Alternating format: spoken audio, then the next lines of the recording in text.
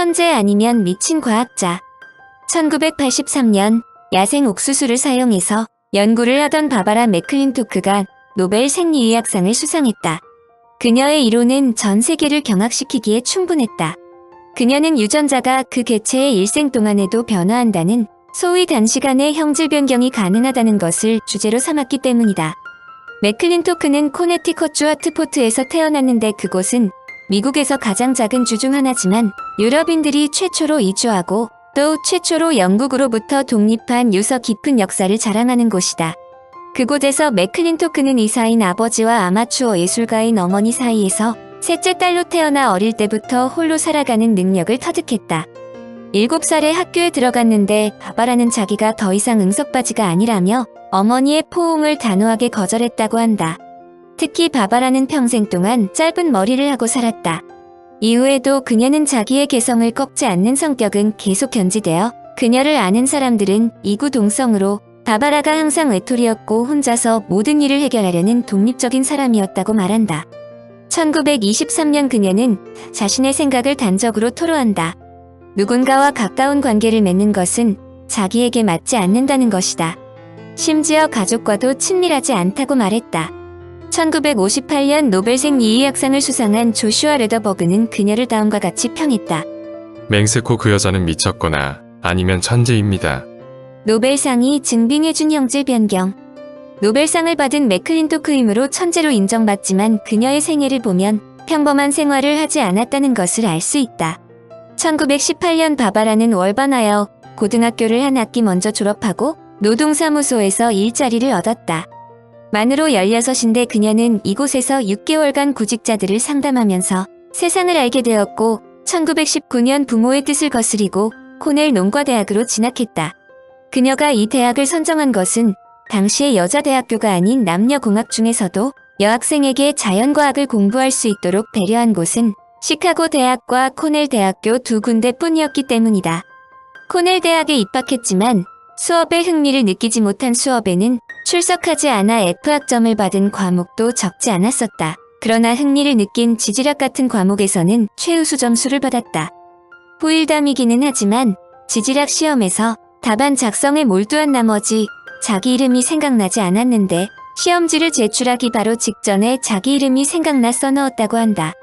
개성이 강한 바바라는 좋아하는 공부에는 전념했으며 데이트도 즐기고 재즈 밴드에서 벤조 연주를 하고 여성 클럽에 휩쓸리기도 했고 신입생반에서 회장에 선출되기도 했다. 그러나 그녀가 과학에 관심을 가지면서 다른 모든 활동을 중단했는데 졸업하기 1년 전 유전학 강의에 열성을 갖자 유전학 교수가 그녀에게 전화를 걸어 대학원 강의를 듣도록 권했고 대학원에 진학하여 자신의 장래를 결정지을 옥수수 세포를 연구하기 시작했다.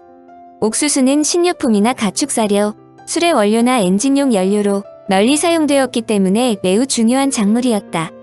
옥수수는 1년에 2번 이상은 열매를 맺지 않는다. 때문에 알에서 성충이 될 때까지 열흘 정도밖에 걸리지 않는 초파리보다 실험 연구에 많은 시간이 걸리지만 이를 상쇄할 수 있는 특별한 특징이 있으므로 유전학자들이 많이 연구했다. 옥수수 한 자루에 수백 알의 열매가 맺히는데 열매는 제각각 긴 수염을 자라게 하는 배가 수분한 결과 탄생한다. 그 때문에 열매 하나하나가 모두 유전학적 성질이 조금씩 다르며 유전자의 차이는 보라색, 노란색, 갈색, 흰색 등 색의 차이로 나타난다. 그래서 옥수수 수분을 조절하면 유전적 특성을 고찰할 수 있다. 맥클린토크가 대학에서 유전학을 배우기 시작한 1920년대는 멘델의 유전 법칙이 재발견된 지 20년 정도 지났을 무렵이므로 유전학이 본격적인 연구 과제로 대두될 때이다. 1924년 맥클린토크는 옥수수 세포를 관찰한 결과 옥수수가 10종류 20개의 염색체를 갖는다는 사실을 발표하여 학자들을 놀라게 했다. 1927년 바바라는 식물학 박사를 받고 코넬 대학에서 시간 강사로 시작하며 1929년에서 1931년까지 옥수수에 대한 탁월한 논문을 9편이나 발표하여 학계의 주목을 받았다. 1931년에는 유전자의 교체는 염색체의 교차에 의해 일어난다는 사실을 증명했다. 이것은 유전자가 염색체에 의해 있다는 사실을 알려주는 최초의 증거였다. 그러나 문제는 그녀의 장래였다. 코넬 대학에서 여성 교수는 채용하지 않았기 때문에 1933년 독일의 구겐하임 장학금을 받아 독일로 향했다. 그러나 히틀러 정권의 비극을 예견한 맥클린토크는 주저하지 않고 미국으로 돌아왔고 코넬 대학을 떠나 동료인 스테들러의 후원에 힘입어 1936년 미주리 대학교로 옮겼다. 그곳에서 현재 세포 분열과 염색체 연구의 기초가 되는 다양한 사실들을 발견했는데 그녀의 절단 융합염 색채다리 사이클의 발견을 X선을 조사하고 상당한 시간이 지난 뒤 유전자의 돌연 변이가 생기는 이유를 밝힌 것으로 매우 중요한 연구로 평가된다. 그러나 그녀의 독특한 개인주의적 성격은 이곳에서도 유명하여 동료들로부터 따돌림을 당하고 5년간 계약 기간이 끝나자 재임명에서 탈락했다. 그럼에도 불구하고 그녀의 자질까지 모든 학자들이 무시한 것은 아니다. 그녀는 1941년 콜드스프링 하버 유전학 연구소의 책임자로 발령된다. 1890년에 설립되어 7명의 노벨상 수상자를 배출한 연구소는 카네기 협회의 지원을 받아 연구비뿐만 아니라 옥수수를 키울 수 있는 땅과 실험시설을 갖춘 세계 생명과학 연구의 메카이다. 바바라가 바라던 그런 환경 조건이었다. 더구나 연구소는 맥클린토크의 지적 연구를 지원하기 위해 행정 업무는 모두 면제했다. 물론 맥클린토크가 개인적으로는 왕따 당하는 경우가 많았지만 그녀의 업적마저 무시되는 것은 아니었다. 1939년 미국 유전학회 부회장이 되었고 제2차 세계대전 말기인 1944년 미국 국립과학 아카데미에서 그녀를 정식 회원으로 선발했다. 장구한 학회 역사를 통틀어서 그런 영광을 아는 여성은 그녀가 세 번째였다. 더불어 유전학회장으로도 선출되었다. 맥클린토크는 인디언 옥수수의 색이 변화하는 패턴을 관찰하면서 잎이나 줄기의 모양에 주목했다. 옥수수의 싹은 한 알의 열매에서 자라므로 싹의 모든 세포가 같은 한 쌍의 유전자를 가져야 했다. 그런데 염색체가 손상된 열매에서 자란 싹은 잎과 줄기의 색이 부분적으로 변해서 초록색 잎에 흰색 얼룩무늬가 생기거나 노란색 잎에 짙은 초록색 줄무늬가 생기곤 했다. 이런 현상은 싹이 한창 성장하는 중에도 염색체가 변한다는 뜻이다. 즉 절단 융합, 염색체다리 사이클로 인해서 색의 변화가 일어나는 것이다. 잎세포의 유전자가 변이해서 색이 핥게 되면 그 세포가 분열해서 생긴 세포도 흰색이 된다. 그 결과 잎에 흰 얼룩무늬가 나타나는 것이다. 맥클린토크는 이를 토대로 색의 변화와 크로모좀의 구조 변화 관계를 설명하는 1951년 크로모좀의 구조 변화와 유전적 현상이라는 논문으로 발표했다. 어떤 유전자들은 한 세대에서 다른 세대로 넘어갈 때 크로모좀 내에서 위치가 바뀌어 나타난다는 것으로 옥수수 알갱이의 색깔이 심하게 변하는 것은 색깔을 결정하는 유전자가 빈번하게 돌아다니기 때문이라는 것이다. 그때까지 학계에서 염색체는 유전자가 사슬처럼 이어져 드물게 일어나는 돌연 변이를 제외하면 정적이며 변화하지 않는다고 생각했다. 그러나 그녀는 유전자는 일상적으로 움직인다고 주장했다. 그녀의 주장은 두 가지로 압축된다. 1. 유전인자는 움직이면서 그 위치를 바꾼다. 2. 염색체상의 어떤 인자가 어떤 신호를 보내면 그 신호를 받은 다른 인자의 스위치가 켜지거나 꺼진다. 이것이 세계를 놀라게 한 유전자를 조절한다는 개념이다. 사실 맥클린토크는 자크 모노와 프랑수아 자쿱가 유전자 조절 개념을 제시한 오페론설보다 10년이나 앞서 이 개념을 주장한 것이다. 그녀의 주장은 발달 중인 유기체로부터 받은 외부적 자극에 반응하여 이런 전치가는 요소들은 크로모좀 내의 특정 위치를 도약하여 유전적 물질 안에 침투해 그 물질을 변화시킨다는 당시로서는 혁명적인 가설이었다. 당시에는 아직 DNA 구조가 설명되지 않았을 때이므로 그녀의 도약 유전자 이론은 처음부터 많은 학자들의 반박을 받았다. 그때까지 유전자와 유전자를 담은 DNA가 체내 어딘가에 고정되어 있다고 생각했는데 그녀의 이론은 DNA가 경우에 따라 이곳저곳으로 튕겨나갈 수 있다는 것을 뜻한다. 이 내용을 좀 더 쉽게 설명한다면 이와 같은 전이 현상은 특정 기능을 발휘하는 유전자의 한 단위가 통째로 자리를 옮긴다고 표현된다. 이런 현상은 두 가지 과정으로 나누어 설명된다. 하나는 원래 있던 자리에서 염색체에 어떤 인자가 빠져나오는 과정이고 다음은 그렇게 빠져나온 유전인자가 적당한 자리를 찾아 들어오는 과정이다. 이는 생명체가 스스로 조절하는 방식을 갖고 있다는 것을 뜻한다. 문제는 그녀의 연구가 발표될 때는 리센코주의가 한창일 때였고 그녀의 연구는 바로 리센코주의가 옳다는 것을 증명하는 것이었다. 실제로 맥클린토크가 유전자가 움직일 수 있다는 결론을 내리자 변변한 학술지에서 논문을 받아주지도 않았다. 1951년에 CHS 연구소에서 열렸던 학회 발표에서도 그녀는 거의 모든 과학자로부터 무시당했다. 당대의 학자들이 볼 때 바바라는 그야말로 철없는 사람이었다. 소련이 주장하는 말 안 되는 소리가 말이 된다고 하니 더욱 그러했다. 심지어 그녀의 맞대고 무슨 소리인지 알 수 없다. 도대체 뭐라고 하는 것인가? 콜드스프링 하버의 마시간, 퀴퀴 묵은 처녀에 떠드는 소리에 신경 쓸 시간이 없다. 라고 말할 정도였다. 그러나 그녀의 유전자 도약이론은 1961년 프랑스의 자크 모노와 프랑수와 자코비 세균의 유전학을 연구해 오페론서를 발표했다. 단백질 유전자는 인접한 유전자와 조금 떨어진 장소에 있는 유전자에 의해 그 활동이 시작된다는 것이다. 이들의 주장은 기본적으로 매클론토크의 주장과 유사하다. 1965년부터 분자 생물학에서 혁명적인 사건이 터져 나오며 서서히 증거가 쌓이기 시작했으며 세균 연구에서 특정 유전자가 염색체상의 한 곳에서 다른 곳으로 점프한다는 사실이 밝혀졌다. 이 점프하는 유전자를 트랜스포존이라고 부른다. 한마디로 매클린토크의 주장이 맞는다는 것이다. 또한 학자들은 DNA 염기 배열을 연구하면서 반복되는 염기 배열이 많다는 사실을 알아냈다. 이를 반복 DNA라고 하는데 전체 게놈의 50% 이상을 차지한다. 바로 이 반복 DNA들이 이동의 주인공이다. 이들은 염기 배열의 특정 장소에서 튀어나와 다른 곳으로 이동할 수 있기 때문에 이동성 DNA라고 부른다. 학자들은 유사한 형태만 수십만 개씩에 달하는 이동성 DNA가 서로 자유롭게 움직이고 재조합되면서 거대한 유전자 은행을 만든다고 추정한다. 이 유전자 은행이 인간을 비롯한 모든 생명체의 진화에 큰 영향을 미쳤다는 것이다. 다양한 유전자는 생명체에 유용한 다양한 단백질을 만들어낸다. 예를 들어 EGF라는 세포 성장인자, 혈전용해에 관여하는 TPA, 유방암에 관여하는 NEU 등은 이미 존재하던 단백질이 이동성 DNA의 재조합으로 새로운 기능을 부여받은 것으로 생각한다. 이동성 DNA가 세포를 스트레스로부터 보호한다는 설도 있다. 물론 유전자 재조합은 무작위적으로 일어나기 때문에 나쁘게 작용할 수도 있다.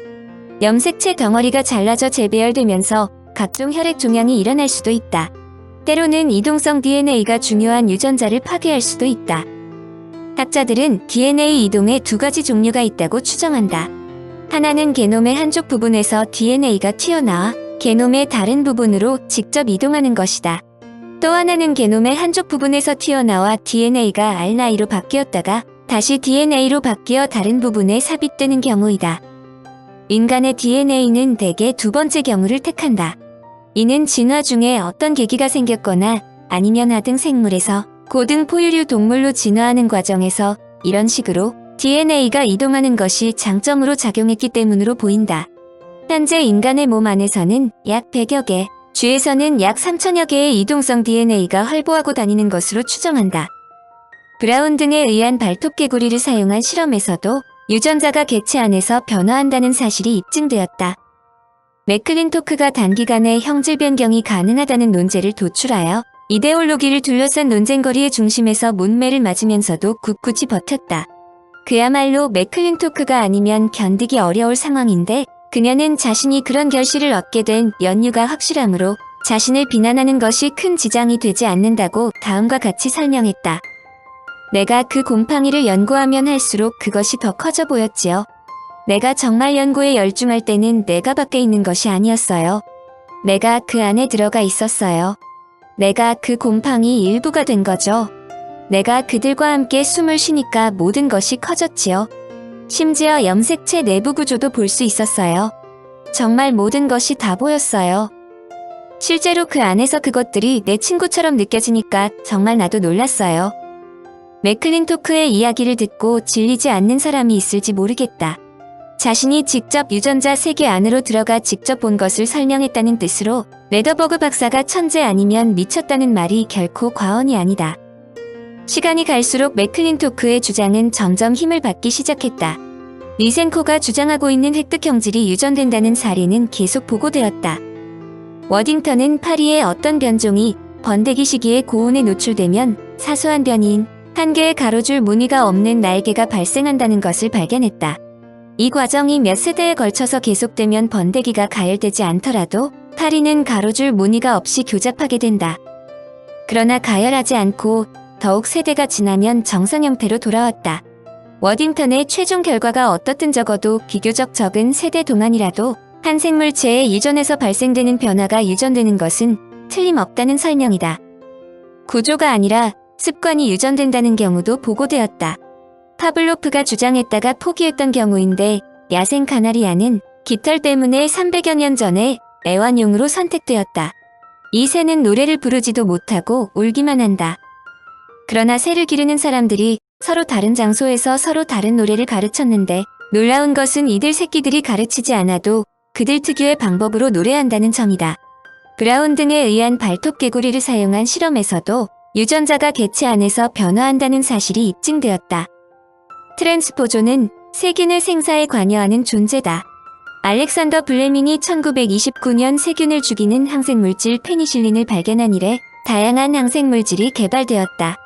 그런데 새로운 항생물질이 등장해도 그에 대한 저항력을 갖춘 소위 내성균이 출현했다. 게다가 한 종류의 세균이 복수의 항생물질에 내성을 갖는 경우도 있었다. 세균에서는 또 내성 유전자를 포함한 트랜스포존이 플라스미드라는 고리 모양의 DNA에 삽입되는 경우도 있다. 세균은 일반적으로 한 개 혹은 여러 개의 플라스미드를 여러 종류를 갖고 있는데 세균이 접합하면 이들 플라스미드 일부도 함께 교환된다. 이렇게 해서 내성 유전자가 하나의 세균에서 다른 세균으로 전달되는 것이다. 게다가 내성 유전자를 포함한 플라스미드는 같은 종류의 세균뿐 아니라 다른 종류의 세균으로도 이동된다. 그러나 학자들을 골머리 아프게 만드는 것은 염색체가 트랜스포존에 의해 조합되면 치명적인 결과를 유발하기도 한다는 점이다. 혈우병에서는 트랜스포존이 혈액을 응고시키는 단백질 유전자 사이로 비집고 들어가기 때문에 혈액이 응고되지 않는 문제를 일으킨다. 거꾸로 말한다면 트랜스포존이 생물 진화에 중요한 역할을 할 수도 있다는 뜻이다. 실제 인간과 같은 포유류에서 태반을 만들어내는 유전자 중 하나는 바이러스에서 전파된 트랜스포존이라고 추측한다. 현재로서는 인간의 전체 DNA 중 약 50%, 옥수수는 75%가 트랜스포존에서 유래한 배열이라는 사실도 잘 알려져 있다. 맥클린토크는 생물의 염색체가 유연성을 가진 존재라고 생각했다. 그리고 움직이는 유전자 즉 트랜스포존도 생물이 다양한 스트레스 속에서 살아남기 위해 유전자를 재구성하는 수단 중 하나라고 보았다. 그러므로 우리 인체를 지키는 면역도 트랜스포존에 의해 이루어진다고 추정한다. 항체 유전자의 재편성은 특정 효소의 작용에 의하는데 이것이 트랜스포존의 효소의 기능과 일치한다고 알려져 있다. 따라서 항체 다양성의 기원을 트랜스포존이라고 추정한다. 맥클린토크는 이 문제를 다음과 같이 표현했다. DNA 재편성이 일어나는 이유는 어떤 종류의 충격이 게놈 자신을 재구축시키고 그로 인해 생존에 대한 위협을 이겨내고자 하기 때문이라고 생각합니다.